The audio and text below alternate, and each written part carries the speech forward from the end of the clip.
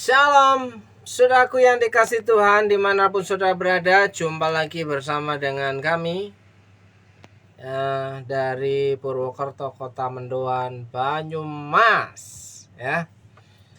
Selamat malam, selamat menikmati berkat kemurahan Tuhan, saudaraku yang dikasih Tuhan. Siapapun saudara hari ini, tanpa terkecuali apa yang menjadi pergumulan saudara, apa yang menjadi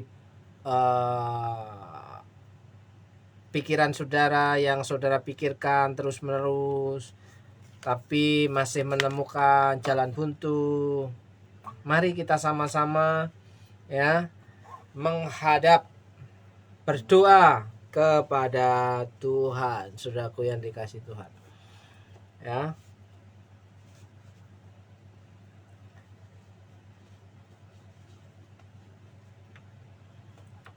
Kita mungkin sudah lelah, kita mungkin sudah capek, kita mungkin sudah hopeless, hampir-hampir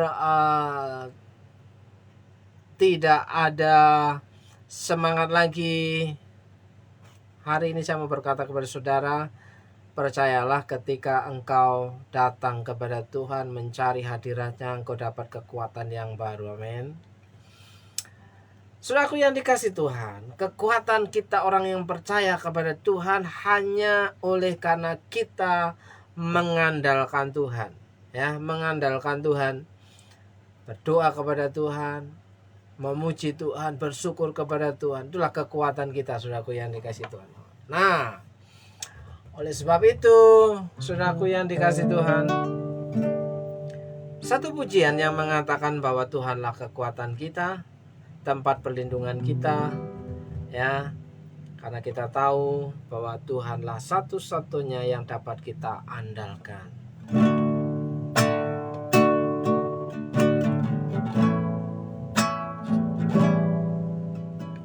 Engkaulah kekuatanku,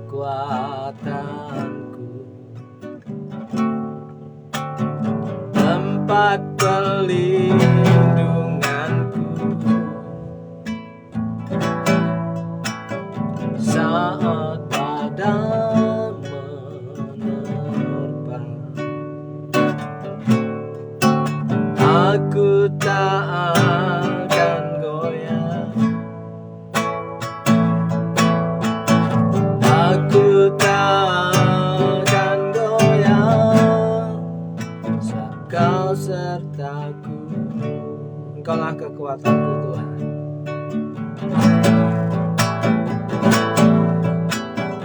Engkaulah kekuatanku,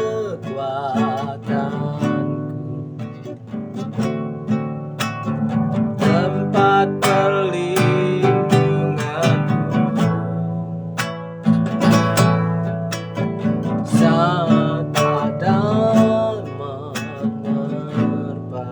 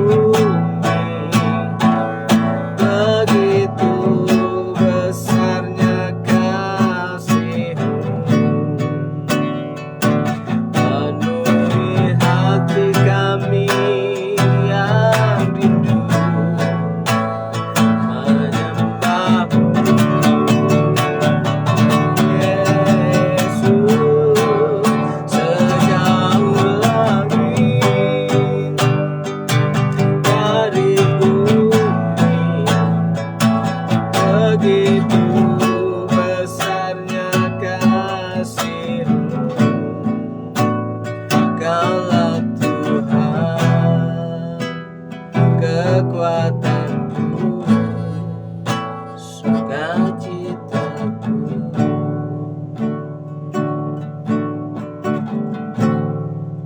Sejauh langit dari bumi, begitu besarnya kasih-Mu. Penuhi hati kami yang rindu menyembah-Mu, Yesus. Sejauh langit dari bumi, begitu besarnya kasih-Mu. Kaulah Tuhan kekuatanku, sukacitaku.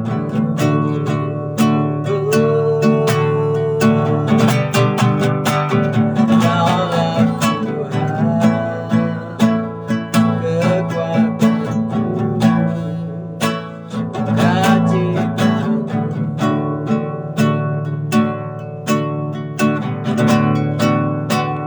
Kaulah Tuhan kekuatanku,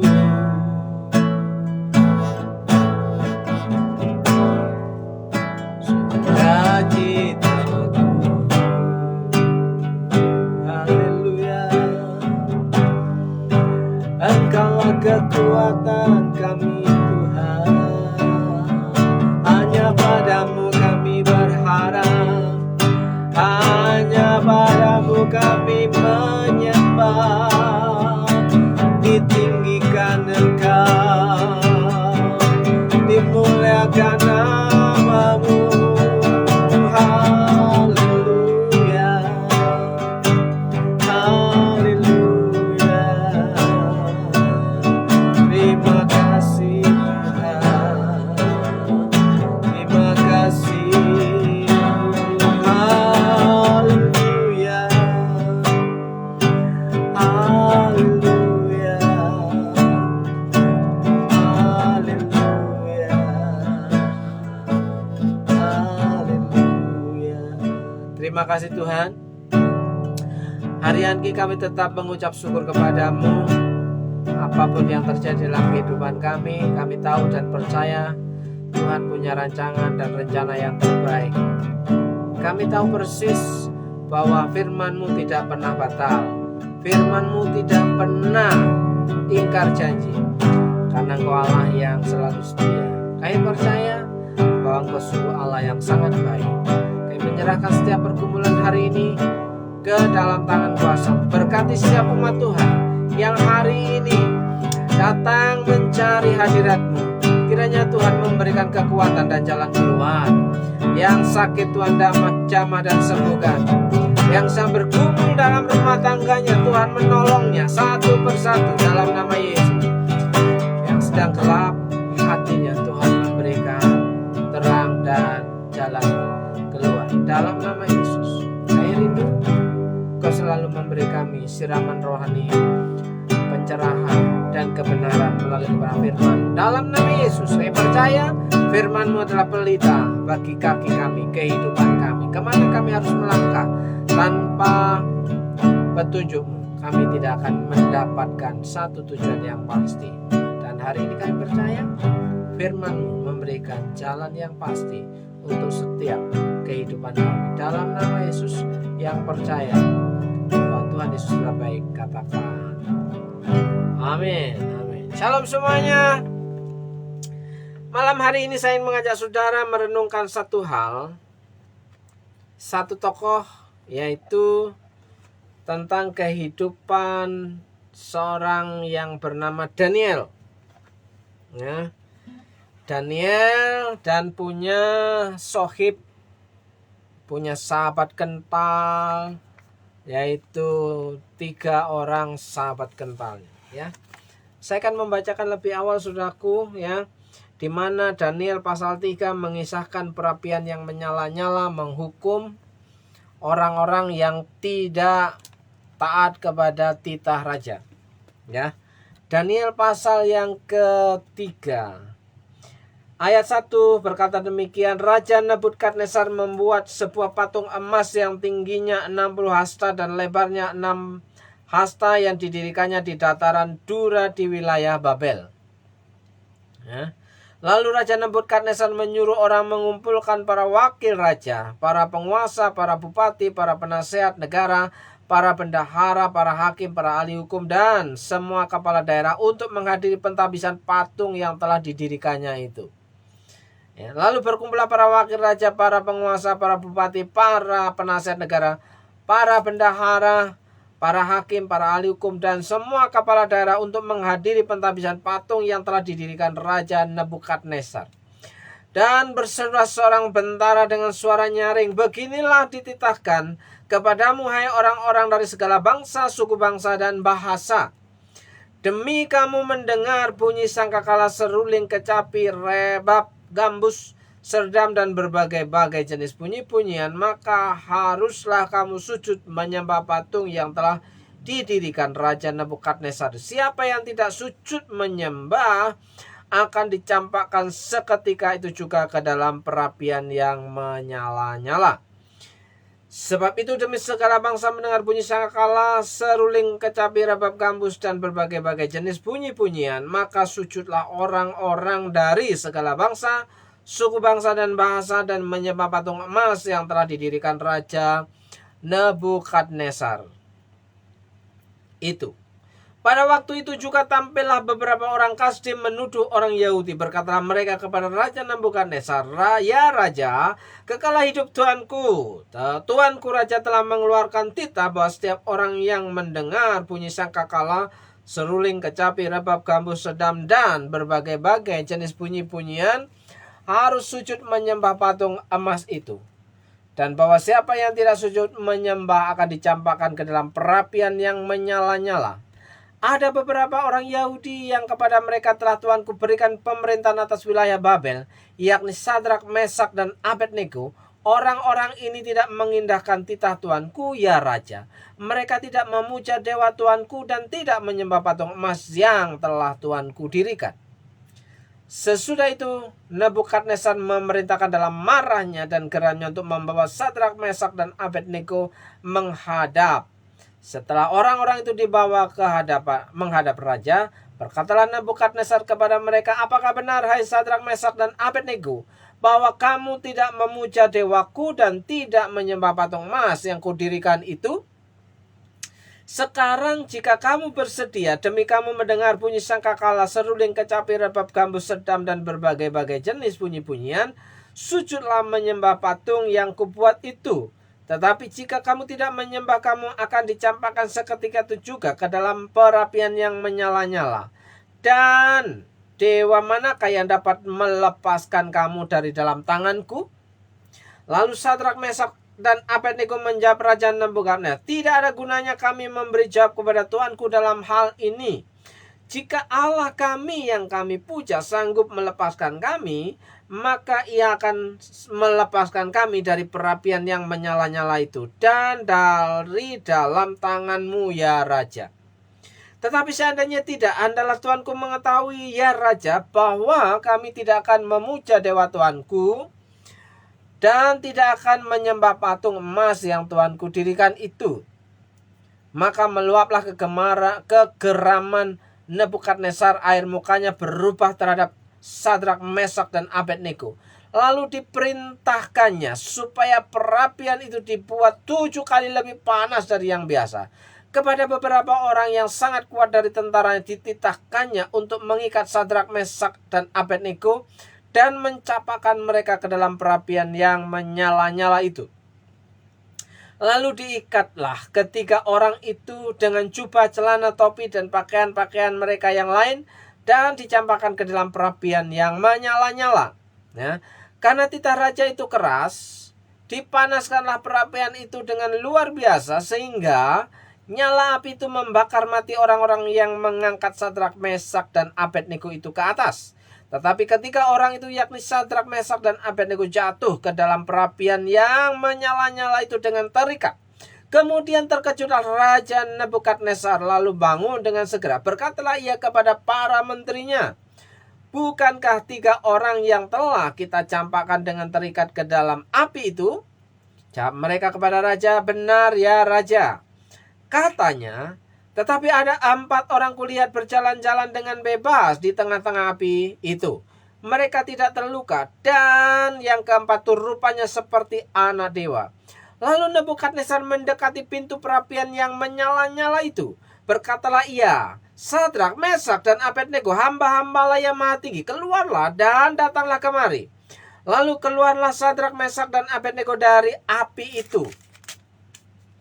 Dan para wakil raja, para penguasa, para bupati, dan para menteri raja datang berkumpul.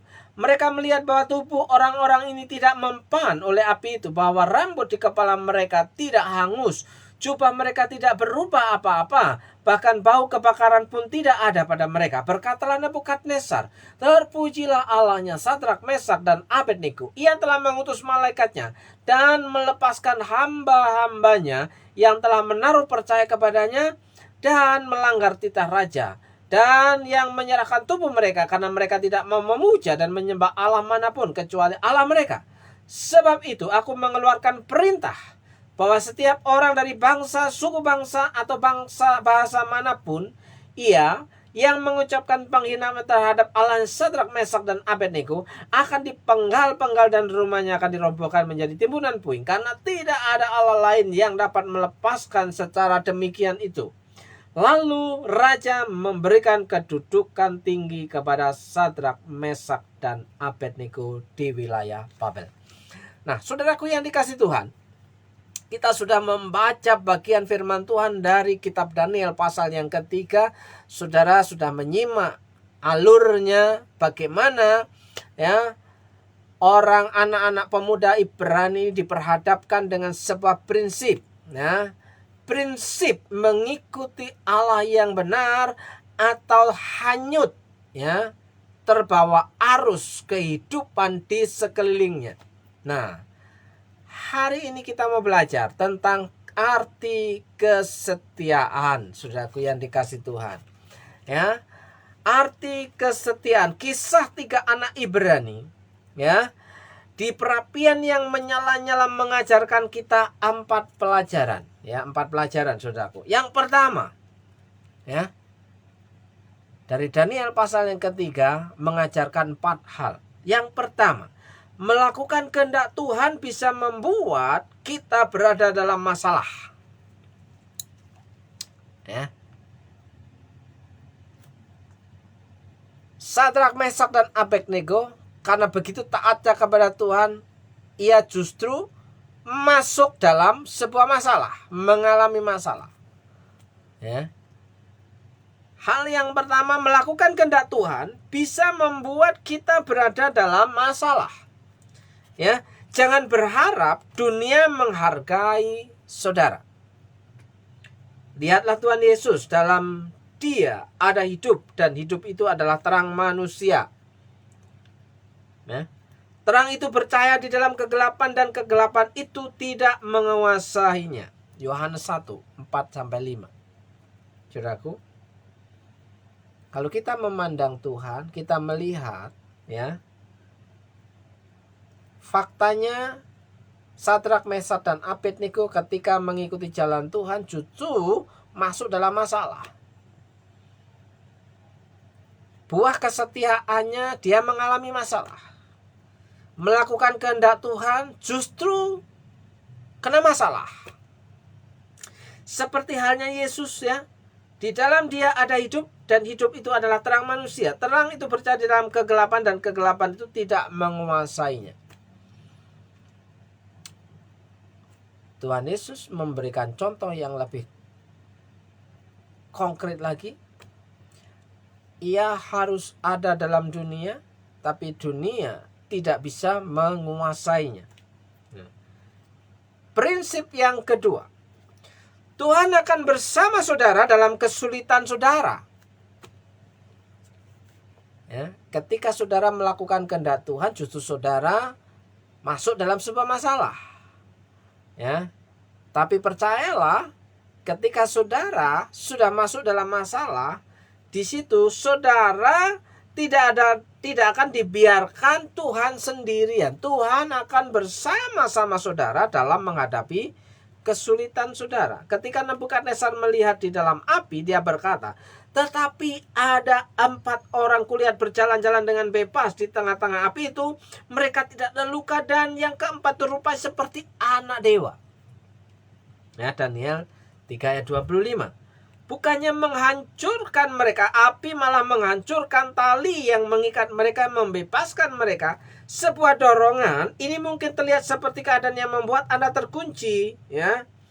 Jalan buntu, tetapi Tuhan akan membela saudara, membersihkan nama saudara, dan membawa saudara keluar dengan satu kemenangan. Seorang pemenang akan menjadi pemenang kalau melewati sebuah tantangan dan peperangan, saudaraku yang dikasih Tuhan. Karena kemenangan bisa terjadi kalau sudah melewati perjuangan. Ya. Ingat, dalam kesulitanmu Tuhan ada bersama-sama dengan saudara. Yang ketiga, saudara, masalah saudara lah yang menghasilkan kesaksian saudara. Ketika saudara sedang menghadapi masalah, saudara bisa bersaksi menceritakan bagaimana Tuhan bersama-sama dengan saudara. Tuhan tidak membiarkan saudara. Saudara bisa menceritakan pekerjaan Tuhan dalam masalah saudara, bahwa di situ Tuhan turut bekerja dalam segala sesuatu. Ya. Perhatikan baik-baik saudaraku. Masalah saudara yang menghasilkan kesaksian. Jika saudara tidak punya masalah, saudara tidak akan mempunyai kesaksian yang bagus. Di mana saudara bisa menyaksikan pertolongan Tuhan ketika saudara aman-aman saja, tidak baik-baik saja? Justru ketika saudara dalam kesulitan, saudara bisa keluar dari kesulitan itu karena Tuhan menolong saudara. Saudara bisa menceritakan perbuatan tangan ajaib daripada Tuhan. Ya. Dalam kesulitanlah mukjizat itu nyata. Amin.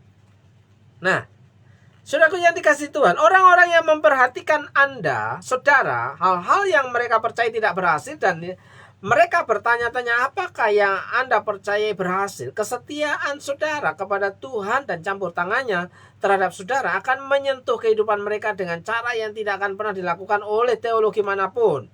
Semua orang di Babel tahu apa yang dipercaya oleh anak-anak Ibrani, tetapi mereka ingin tahu apakah itu berhasil ketika saudara berada dalam api, kesulitan, masalah, tantangan. Apakah orang bisa melihat dalam situasi yang sulit saudara bersama dengan Tuhan mencapai kemenangan? Bisa saudara ceritakan kepada orang lain. Prinsip yang keempat, ya. Semakin besar masalah saudara, semakin besar berkat saudara. Yang percaya katakan amin. Semakin besar resiko yang saudara hadapi, semakin besar berkat yang saudara terima. Bukankah itu prinsip ekonomi, saudaraku? Semakin besar modal yang saudara keluarkan, semakin besar keuntungan yang saudara keluarkan. Semakin kecil modal yang saudara keluarkan, semakin kecil pula keuntungan yang saudara terima. Semakin besar resiko yang saudara alami, semakin besar berkat yang saudara akan terima. Semakin besar masalah saudara, semakin besar berkat saudara.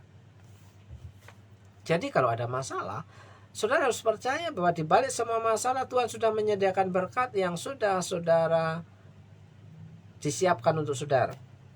Ya. Lalu raja memberikan kedudukan tinggi kepada Sadrak, Mesak, dan Abednego di wilayah Babel. Daniel 3 ayat 30. Di bagian ayat terakhir menceritakan di situ bahwa ketika masalah terlewati bersama dengan Tuhan, pertolongan Tuhan nyata, di situ mencelikan mata Nebukadnezar bahwa tidak ada Allah lain di kolong langit kecuali Allah yang disembah oleh 3 orang Ibrani ini, Sadrak, Mesak, dan Abednego, sanggup mengeluarkan mereka dari malapetaka dan bahaya, bahkan kematian sekalipun, saudaraku. Harusnya Sadrak, Mesak, dan Abednego mengalami kematian karena dibakar oleh api yang menyala-nyala, tapi di situ malaikat Tuhan datang menolong mereka, menyelamatkan mereka, sehingga Raja Nebukadnezar percaya bahwa Allahnya Sadrak, Mesak, dan Abednego adalah Allah yang besar, Allah yang maha kuasa, saudaraku yang dikasih Tuhan. Maka di situ prinsip Alkitab yang dapat kita andalkan ketika kita membuktikan diri kita setia di saat-saat sulit. Ya. Tuhan akan mengangkat saudara ke tingkat berkat yang lebih tinggi. Artinya promosi Tuhan akan terjadi dalam kehidupan saudara ketika saudara sanggup melewati ujian demi ujian, proses demi proses, ya, rintangan demi rintangan, masalah demi masalah. Saudara lewati itu semua, saudara akan keluar sebagai seorang pemenang karena saudara sudah terbiasa menghadapi masalah. Seharusnya saudara akan kuat dengan masalah-masalah yang ada di sekitar saudara, yang saudara hadapi, saudara. Karena saudara tahu Tuhan ada di situ. Tuhan itu Immanuel. Tuhan beserta dengan kita. Ya. Mari kita belajar menjadi orang-orang yang setia. Walaupun kita tidak setia pun, Tuhan tetap setia. Saya mau berdoa untuk saudara. Siapapun saudara hari ini, saya percaya bahwa Tuhan sedang fokus memperhatikan hidup saudara. Tanpa terkecuali jika engkau mau datang kepada Tuhan, pertolongan itu akan nyata dalam hidupmu dalam berkat nama Yesus. Pertolongan Tuhan terjadi atas hidupmu, ya. Berkat Tuhan itu nyata atas hidupmu. Kesembuhan itu nyata atas hidupmu. Pemeliharaan, pengcoveran Tuhan menjadi nyata dalam kehidupanmu. Bahkan apa yang tidak pernah engkau pikirkan, Tuhan sanggup lakukan, ya. Jauh melebihi doa-doa kita hari-hari ini. Tapi kita percaya Tuhan, Allahku yang aku sembah, kata Paulus, dialah yang akan mencukupi segala kebutuhan menurut, ya, kerelaan dan kekayaan di dalam Tuhan Yesus Kristus. Siapapun saudara, diberkatilah di dalam berkat nama Yesus, diberkati hidupmu, diberkati rumah tanggamu, diberkati siapapun yang tinggal bersama. Tuhan mencukupkan. Dalam nama Yesus, saudara yang percaya, Tuhan pemenuh, Jehovah Jireh. Dalam nama Yesus, haleluya. Amin, amin. Selamat malam, shalom semuanya. Kiranya berkat kemurahan Tuhan terjadi atas hidup saudara. Dalam nama Yesus, shalom, shalom, shalom.